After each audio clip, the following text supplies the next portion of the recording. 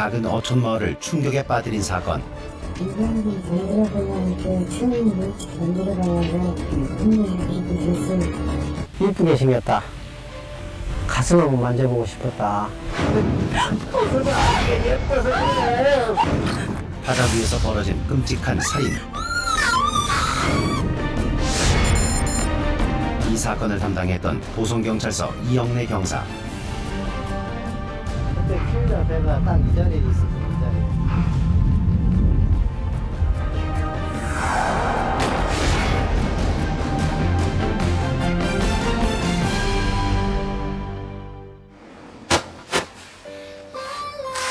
이십 대 대학생 커플이 바닷가를 찾았다. 자기야 나 사진 한 번만 찍어줘. 알았어. 내가 찍는다. 하나, 둘, 셋. 단란한 한때를 보낸 젊은 남녀. 그리고 찾아온 비극. 비경사. 네. 뭐야?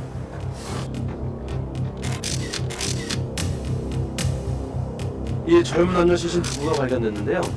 동반자 살인가 싶습니다. 이렇게 작은 마을에서 남녀 둘이 죽었어? 그러게요. 남자는? 시신으로 발견된 대학생 남녀.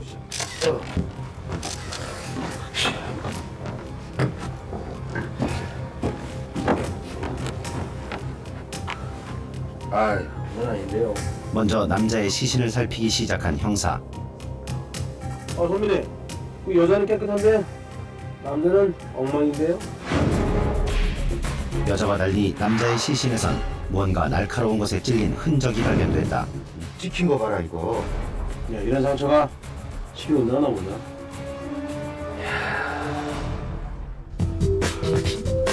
이 사건을 맡은 보성경찰서 강력팀. 죽은 여대생의 마지막 통화 기록을 확인하던 중 놀라운 사실을 발견했다. 마지막으로 전화한 곳이 119였습니다. 119로 4통의 전화가 걸려왔던 것. 파일을 다운받아가지고 봤어요. 들어봤는데 거기에서 이제 우리가 얼른 듣기에 배 엔진 소리, 나지막은 사람 목소리 잠깐. 피해자가 배 위에서 다급하게 구조 요청을 해왔던 것이다.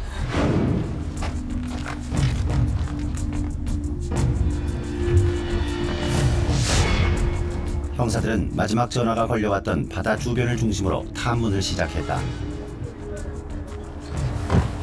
여사님, 별다른 음주는 없었고요. 저기 저 건물 보시면 CCTV가 설치되어 있습니다.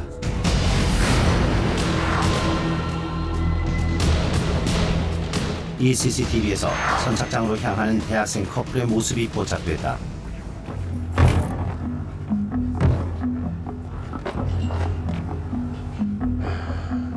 분명 이 근방에서 배를 탄 게 분명해. 근데 왜 배를 탔으면 선배님 이 목격자가 있을 텐데 목격자가 없으니 뭐 배를 탔는지 안 탔는지 알 수가 있어야죠. 분명 이 근방이야. 아무래도 예감이 안 좋아. 잔잔했던 바다에서 무슨 일이 일어난 걸까? 실종자가 탄 배와 목격자를 찾기 위한 수사는 계속됐다.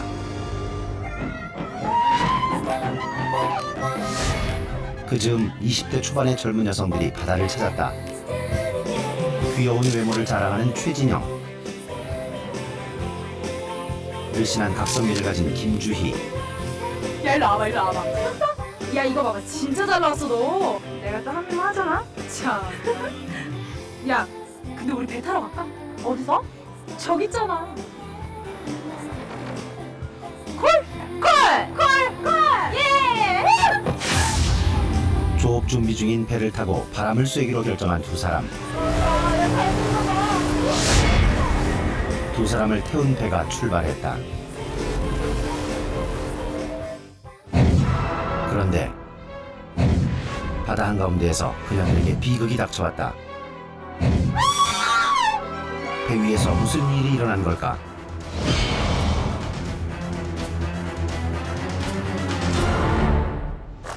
두 구의 여자 시신이 추가로 발견되자 형사들의 마음이 더 바빠졌다. 뚜렷한 타살의 흔적, 동일범의 소행인 걸까? 이상한 일이네요. 이렇게 조용한 마을에 한 달 동안 시신이 4구나 발견된 말입니다. 참 도대체. 일단 가자. 예. 그런데 이때 저기요, 형사님. 네. 형사를 불러 세우는 동네 주민.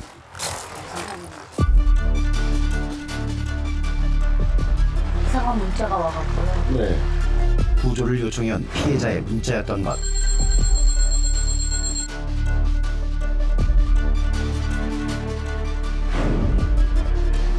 제가 이거 아가씨들한테 핸드폰을 빌렸었거든요. 저기 아가씨, 네? 내가 이 근처에서 핸드폰 잃어버린 것 같거든? 혹시 전화 한 통만 쓸 수 있어? 네, 쓰세요. 자신의 휴대폰을 찾으려고 피해자 최진영의 휴대폰을 빌렸다는 것이다. 찾았네. 이거 늙으면 다 그래. 고마워요. 그때 그렇게 신세를 지고 집에 와서 밥을 하려고 그러는데 이렇게 이상한 문자가 와 있더라고요. 첫 번째 사건과 마찬가지로 배 위에서 구조 요청을 보내왔던 피해자. 배를 타는 것을 본 목격자를 찾는 것이 급선무였다. 선배님, 오줌 나왔어요? 아, 좀도 없어. 그럼 그날 출항한 배는 없다는 거지? 예, 뭐 조합하러 간 배는 없대요. 그럼 뭐 좀 이상한 사람이라든가 뭐 본 사람은 없대? 전혀 없고요. 도대체 왜 아무도 못 보지? 동네도 큰 것도 아닌데. 관심이 없는 것 같아요. 형사님. 네. 그런데 그때 네? 아, 선배님! 아이, 선배! 무슨 일이? 말씀을 드려야 할 것 같아서요. 제가 여자 둘을 태우고 가는 거를 내가 봤어요. 에? 목격자가 나타났다. 며칠 전에 태우고 가는 걸 봤어요. 늦게 말씀드려서 죄송해요. 아니, 저기에요? 예, 저기. 그 아가씨들 배 타고 가는 것을 본 사람이 있었어요. 그래갖고 이제 이러이러한 사람이 싣고 가더라. 그래서 이제 우리가 그 사람을 이제 그 선에서 파악을 해보고. 목격자가 지목한 배를 찾아간 형사. 할아버지! 안녕하세요, 할아버지! 안녕하세요. 네. 할아버지, 혹시 이 여자분들 보신 적 있으세요? 그런 적 없는데. 아이, 그러지 마시고 좀 자주 좀 봐주세요. 며칠 전에 이 마을에 들어왔던 친구들인데. 못 보는 사람들이 하니까. 아, 진짜 못 보셨어요? 네? 처음 보는 사람이야. 김영사, 아, 선배님. 이거 그런데 배를 탐문하던 형사의 눈에 여성의 것으로 보이는 물건들이 발견됐다. 이거 김주희 그 카드 아니야? 결정적인 증거인 신용카드도 발견됐다. 할아버지가 범인임을 확신한 형사들. 이 배 주인 맞으시죠? 네. 저희와 같이 가셔야겠습니다. 일어나세요. 당시 73세의 고령인 지봉남을 긴급 체포했다.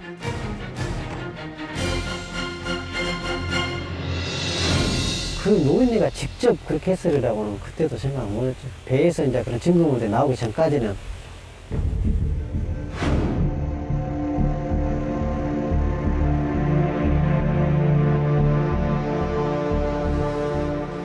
왜 죽였어요?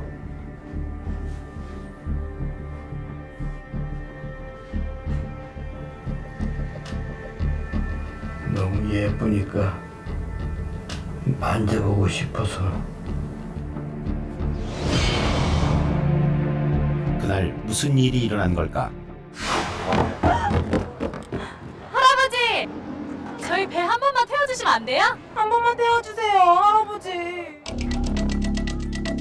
한 번만 태워주세요. 한 번. 조업 준비 중인 지봉남에게 찾아온 미모의 젊은 여성들. 어디서 왔나? 저희 서울에서 왔어요. 한 번만 태워주시면 안 돼요? 한 번만요. 좋아. 예쁘게 생겼으니까 내가 태워주지.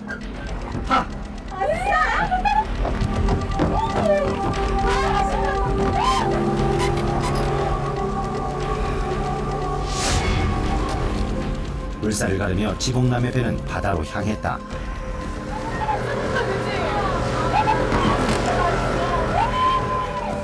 바닷바람을 만끽하느라 한껏 들떠있던 김주희와 최진영.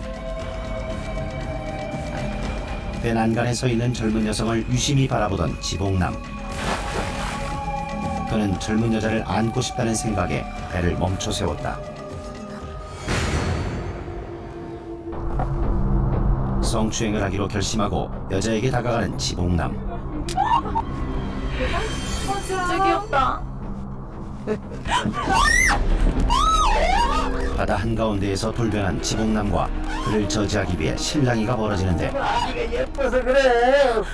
저리 가요. 뭐 하시는 거예요?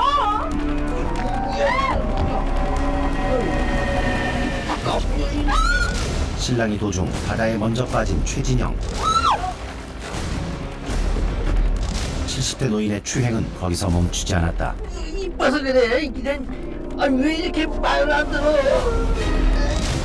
완강히 거부하던 김주희 또한 바다에 빠지고 말았다.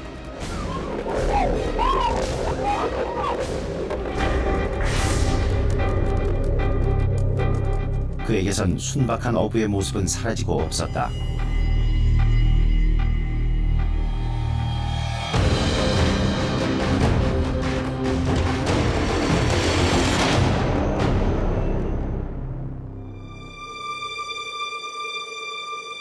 앞에 학생들도 죽였죠. 바다를 찾았다 참배를 당한 20대 대학생 커플도 그의 소행인 걸까? 아니요. 제가 아니에요 그럼. 아니요.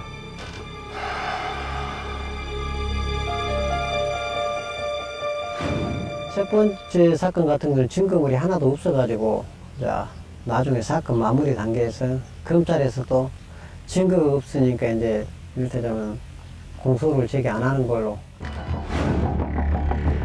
하지만 보성경찰서 강력팀 형사들은 포기하지 않았다. 저 선장님, 이 배 엔진 소리 좀 녹음 좀 하겠습니다. 119 통화 내역에서 들렸던 배 엔진 소리를 찾기 위해 형사들은 수십 대의 배 엔진 소리를 녹음했다. 비슷해 보이지만 배 엔진 소리가 조금씩 달랐던 것이다. 형사들은 녹음한 배 엔진 소리를 국과수 음성 분석팀에 의뢰했다. 당시 소리 분석을 담당했던 전호김 연구사. 119에 저희는 뱃소리하고 그다음에 그 경찰분께서 취합해서 주셨던 그런 뱃소리들하고 중에서 119에 있는 뱃소리랑 똑같은 게 어느 건지 확인하는 그런 작업이었거든요. 그 당시 경찰분께서 직접 현장에 있던 다른 배들을 녹음을 해오시는데요. 1.73톤 185마력 0.77톤 1톤 화물 차량 엔진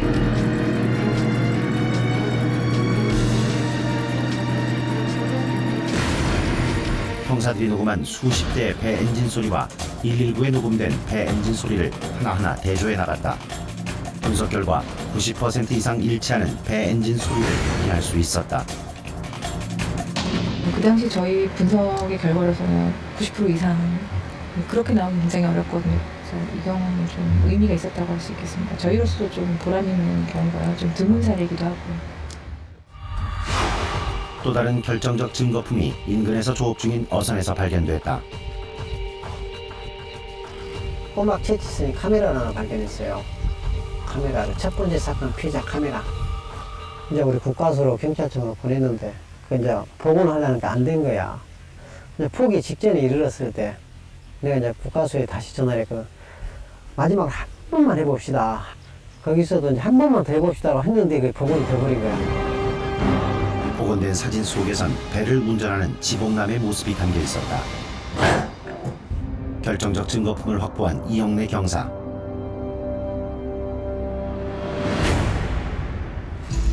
남녀 학생, 할아버지가 죽였죠? 아니요. 얘도 발표하실 거예요?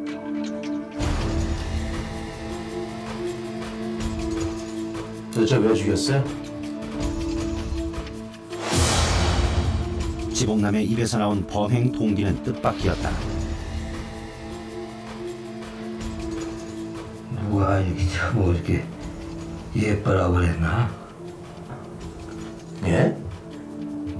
한번 예뻐해 주려고 그랬더니 안 들어서.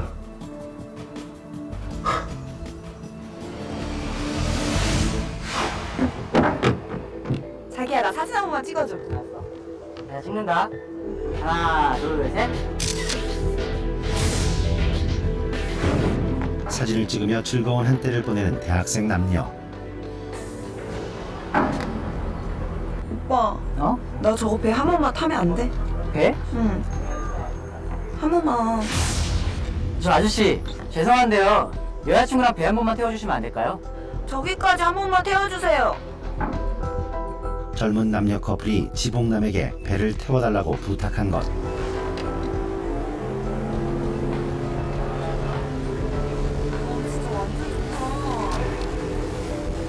그런데 젊은 여성의 몸이 지봉남의 눈에 들어오기 시작했다.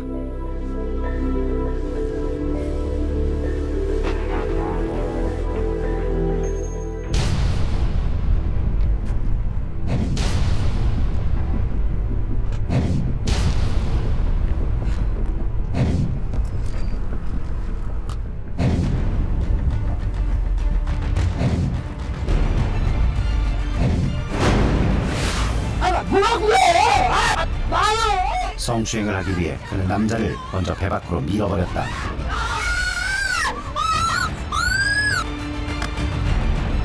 물에 빠진 남자는 배에 오르기 위해 안간힘을 썼지만 그의 잔인함은 여기서 그치지 않았다.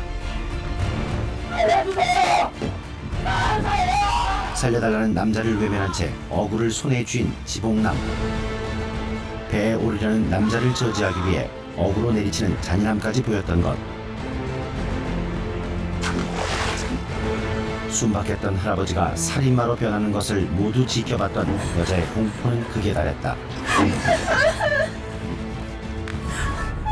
얼마나 두려웠을까. 자기 남자친구가 옆에서 막 죽어가고 있을 때, 막 찌르고 있을 때 전화를 누르면서 얼마나 공포에 질려 있었을까. 그걸 생각하면은 막 뭐라 그럴까, 열불 난다고 해야 되나, 그 말로 표현할 수 없는 그런 감정도 폭발적으로. 남자친구가 죽어가는 것을 보며 119에 구조 요청을 했던 피해자.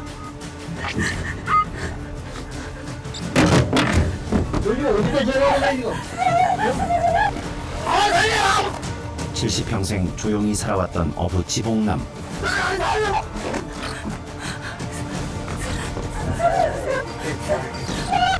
평생을 보낸 자신의 배에서 그는 스스로 잔인한 살인마가 되었다. 모든 이야기가 묻혀있는 조용한 바다. 별로 기억하고 싶지 않는 일이지. 사건 하면서도 사건들을 하고서 이렇게 내가 뭔가를 했다 하고 기분이 좋은 사건이 있고, 이렇게 생각날 때마다 가슴 아픈 사건이 있고, 그 중에서 가장 가슴 아픈 사건 중에 하나죠. 조용했던 어촌 마을을 극악무도한 범죄의 현장으로 만든 범인.